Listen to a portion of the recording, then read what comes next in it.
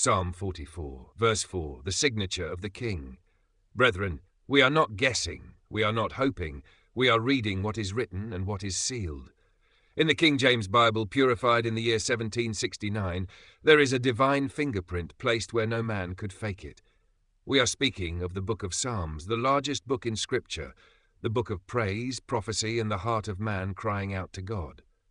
Now listen, if you count the seventh word of every verse in the book of Psalms, one by one, from the beginning, and continue counting until you reach the 1769th seventh word, you land on the word King, not God, not David, not heaven, but King. The 1769th seventh word in Psalms is King. And what verse does that word appear in? Psalm 44, verse 4. Here is what it says, "Thou art my King, O God, command deliverances for Jacob." Now hold on. In this one verse, this exact verse we find, the word King, the position match. The name Jacob, which in Hebrew is Yaakov, in Latin is Iacobus, and in English becomes James. That is King James, in the very verse that holds the sealing number of the final KJV standard, 1769. It is not symbolic, it is not cryptic, it is exact. The King James Bible, finalized in the year 1769, is numerically marked by the verse that says, "Thou art my King, O God, for Jacob." And what else?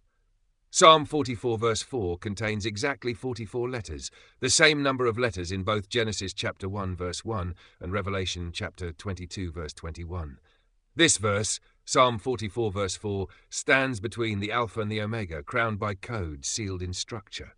So when they say King James was immoral, the KJV was just a political project. It was edited too many times. You answer with this. God marked the 1769th seventh word in Psalms, and he chose the word King, and he placed it in a verse with the name Jacob, that is James.